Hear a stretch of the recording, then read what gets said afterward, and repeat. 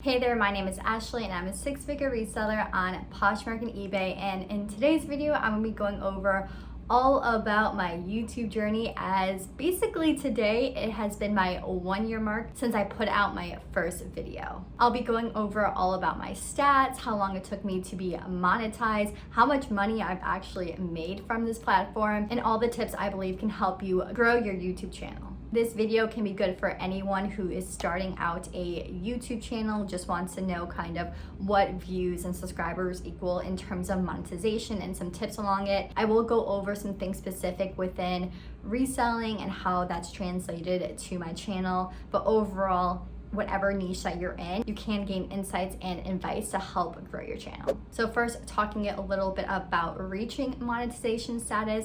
My very first video was put out on June 16th, 2021, and it took me 4 months to become monetized. My first day of being able to monetize my channel was on October 18th, 2021. So that means it took about 4 months for me to reach 1,000 subscribers and 4,000 watch hours. I think I was able to hit monetization status pretty quickly, maybe compared to others. And I did have a larger Instagram following before that. I think I was probably at 20,000 followers when I had started my YouTube channel. So I definitely think that did help me in order to reach my 1,000 subscriber goal in that short amount of time. However, I don't know how direct that following was from Instagram to YouTube, because whenever I post about my videos on my Instagram page or about my channel, I get like a few hundred clicks or whatnot, maybe like 100, 200.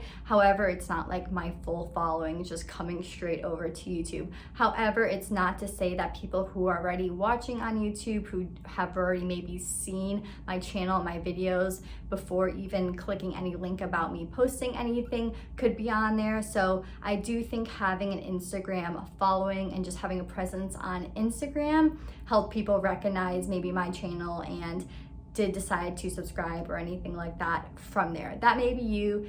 It may not be you. You may be from Instagram, you may have known, or you may have just found me on YouTube. I do get a lot of people reach out saying they did find my YouTube, so I think it goes a little bit of both ways. However, if you are seeing that you're having a hard time reach your first 1,000 subscribers, don't feel like you need to compare it to my journey, since I really do believe that the Instagram following I had before did help a lot in reaching that following. Now the fun part, what I've actually made from my YouTube channel directly from Google AdSense. So the amount I'm gonna be talking about here is basically what I get paid from ads from having my channel on YouTube and it being monetized. Now I think this is really important to share, especially if you are thinking about starting a YouTube channel, because I really had no idea what to expect. I think a lot of people, especially big YouTubers out there, can make it seem like you can make so much money from YouTube, and I really didn't know what to expect, and I have my own thoughts on it, but really quickly I'm just going to share with you how much I've made, and I'll go over a month and then a total of what I have made throughout my time since October. So my average monthly revenue that I make from YouTube is about $210. And my best month was actually in December, where I made $314. However, I have not made over $300 since that month. And that was because I had 2 really great videos in that month. And so my total earned since October was $1,703.03. So in 8 months, I pretty much made just a little bit under $2,000, which to me isn't anything amazing just in comparison to my reselling business and how much time it takes me to make $1,700 in reselling. You know, I've done that over, a 2-week span before versus we're talking about 8 months. So it really just depends on how you look at it when it comes to YouTube monetization. I think the first year is still very early, and if you do want to make money on YouTube, you really have to be in it for the long haul. You can't just look at your first year and be like, this isn't enough money, this is not worth it, I'm just going to stop, because it probably is not going to be worth it. but it can be worth it if you keep up with it. I feel like a lot of people that I've heard, even from YouTubers, have started out a while ago. You know, they talk about not really making too much money until like year 5 or something. So it does take time, and you really have to be committed to it and consistent with it. And I'll go a little bit about that and some of my tips at the end. So if we want to break that money down in terms of like an hourly rate of, is it really worth my time? Let's say I put out about 4 videos a month. Well, I do put out 4 videos a month, and that would be about $50 per video that I am making. So 4 videos, $200 a month, about $50 per video. It takes me about 20 to 30 minutes to film a video. The what sold videos always take a lot longer, and sometimes I do put out shorter content if I'm running really busy for the week. And it does take about, let's say, 2 hours to edit. It could be about an hour for those shorter videos, and it could be 3 to 4 hours for those what sold videos. So let's just estimate like a 2-hour time span to edit. That would be about 10 hours a month for 4 videos, and that would be about making $21 an hour. So that's kind of the rate that I am paying myself for doing YouTube between filming the videos and editing them. And I am hoping that can increase over time, but it is a pretty decent starting point. However, thinking about how I was able to hit monetization and how my growth has been, I think that is pretty good. However, if you're starting off and only have a little over 1,000 subscribers and getting only about like 100 views per video, it's going to change and not be that much money per month, and you will probably be making a little bit less as an hourly rate for the work that you're doing. However, that always all depends on the niche that you're in, as the amount that you get paid per 1,000 views is going to depend how much companies will pay to put ads into your videos. Videos with more like financial business type mindset are going to get more money for ads versus more lifestyle or gaming or anything like that is not going to be making as much money per 1,000 views as some of those other niches. So for myself, for my average amount that I'm making per 1,000 views over the past about year, 8 months since October, my average RPM, which is the amount I earned per 1,000 views, is $9.59. And then the average playback based CPM, which is what the companies are paying in order to put the ads out there. There's a difference between those two numbers versus what you get paid and what YouTube I think gets paid, and that is $19.03. And I do believe that is a fairly good CPM RPM to have, as I know it can decrease as to like $1 or something per 1,000 views. So $9 is not too bad. I have videos over that and I have videos under that, depending on how kind of business like and financial that they do get. Like for instance, the tax video that I had put out, it got like only like half the views or a little bit half the views as some of my best videos. And I think it was one of the videos that made me the most money since October. However, if we're talking about the reselling niche, my best videos overall are definitely my what sold videos. They get the most views. They are a little bit longer than a lot of my other videos.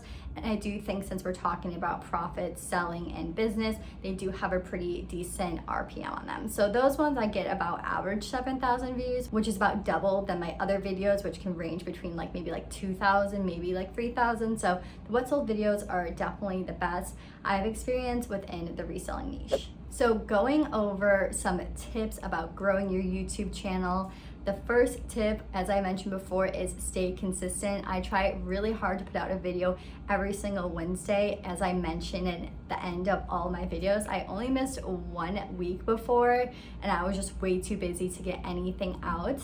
And so if you can be consistent with it, even if you have to give up some other stuff, I think being consistent in the beginning is a really good way to show your audience that you are putting out content and they can trust that you're putting out content and that they should subscribe and put on notifications for that reason. And it's only going to take time to grow. So the more consistent you can be with it for the longer amount of time, the more results that you are going to see. The second tip I have is that you definitely do not need any fancy equipment to just get started. I personally record on my iPhone still. I have the iPhone 13, I think it is, and I actually recently updated my video settings. So if you feel like this video has better quality than the others, it's due to that reason. I forgot which setting it's at, but I'll go ahead and put that up here. You just have to go into your camera settings and then change this video setting, and the quality just turns out a lot better. However, other than my phone. I have this tripod that's in front of me right now, and I do recommend investing in a really good tripod. I had like a really bad one before that was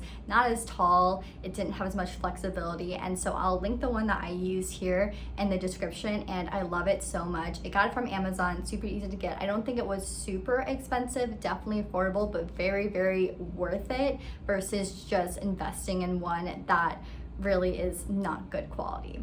And then other than that, the other kind of like softwares and things I use, I do have TubeBuddy. It's kind of this like YouTube enhancement tool, SEO tool. I personally just use it to help me put in keywords for my video when I'm uploading them. That's pretty much the only thing I use it for. It is pretty cheap, especially your first year. I don't think it's totally necessary, but I do like to use that to add in my keywords for my videos. It really just auto-populates a bunch based off your description and title. So I use that. And I also use Epidemic Sound to get any of my like audio effects. And I do really recommend that site versus others. It has a ton of really good sounds and music on there. If you are looking for any sounds or copyright-free music, it's really easy to get it off there. I remember searching the web and going across a bunch of different sites to find good music and sound effects, and I'll just tell you, your one-stop shop. Just go ahead and get the Epidemic Sound. And then in terms of lighting, I do just use natural lighting. I did use a ring light before, however, I really don't love the look of ring lights, and I do think that the natural light just brings out better quality. And so if you do have access to natural light, I would recommend that. Ring lights can be a good option.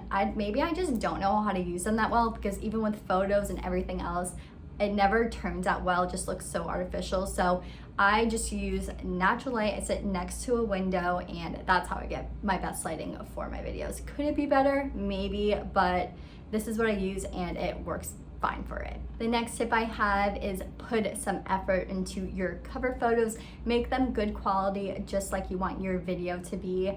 I remember when I first started off, I really tried to use Photoshop for my cover photos, but I just couldn't get that to work. It was too much work, and now I just go ahead and use Canva for it, and that works fine for me. It's more going to be about the quality of the photo you take. Make sure you still take it with good lighting. And me personally, I do usually have my face in most of the cover photos, and I do try to aim for my face to be about 1/3 of the photo. I find it being closer is just a little bit better, especially when you're on like a phone. These thumbnails can be really small, so if you make anything really tiny or try to jam pack too much into it, it's just like too much going on and too hard to see. So I try to take my photos more closer, maybe not too much in it. I try to make different backgrounds so that it's a little bit more visual appealing when you're looking through the content as a whole.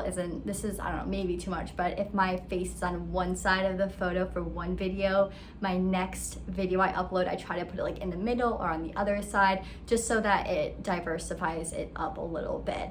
But that's some of the tips I have about like keeping my face in frame. And then I just use Canva for like my fonts and any other editing or photos that I use. And I already did have the Canva premium subscription for creating content for my business, which if you don't have Canva already, I would recommend that you subscribe to their premium or pro, whatever it's called, subscription. It's only $13 a month, but it's very much so worth it to get a lot of other like fonts and graphics and things like that. I also don't know if it's true, but I feel like I've been testing it out with some of my cover photos, and I feel like YouTube definitely reads these cover photos and the ads as well, and the more like money they are like, the more maybe ads will pay for it or views will be in it. Because I don't know if it's true, but I swear if I put like a little money graphic into my cover photo, I feel like that video gets more views and I get more money based off of it.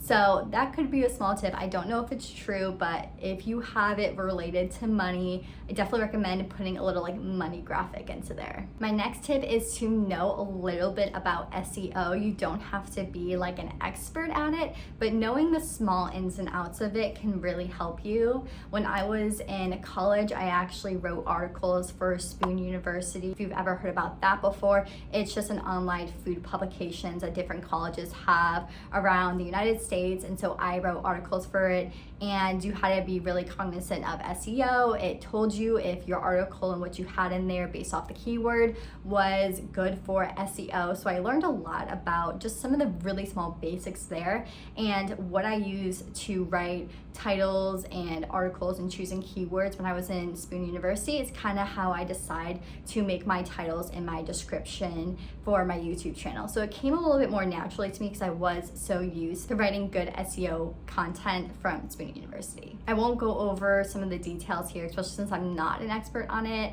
but I would recommend maybe watching another YouTube video or reading up on some article that goes over best SEO practices. Next, make sure you know what content does well within your niche and try to build your channel around some of those heavier, better content. And if you want to make other content, dribble it in, but try to stay focused on the content that does well within your niche. So within reselling, for example, or thrifting, what sold videos and thrift hauls tend to be the most commonly watched videos. They always get a lot more watches and views than other types of videos that I have. So that is something I recommend if you're starting off a reselling content page. Try to maybe go heavy on those and build up an audience that way, especially if you're trying to get your first 1,000 subscribers. And then if money is your goal, do remember that it's not going to be really high within the first year, 2 years. It really just depends how you're growing your channel and what kind of channel that you do have. So therefore, it's really important to look at external ways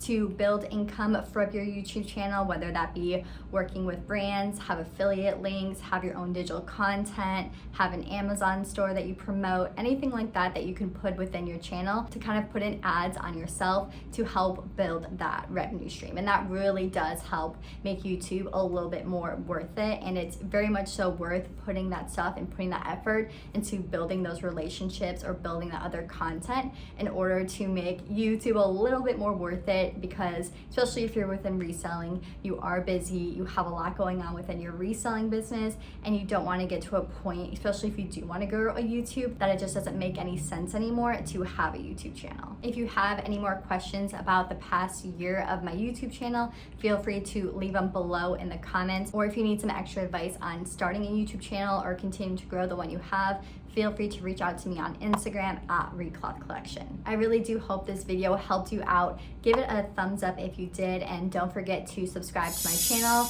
As I mentioned, I try to put out videos every single Wednesday. Hopefully within the next year I can go 100% 52 for 52 without missing out on a video. So I hope to see you along for that, and can't wait to see what the next year holds. Hope to see you there. Bye.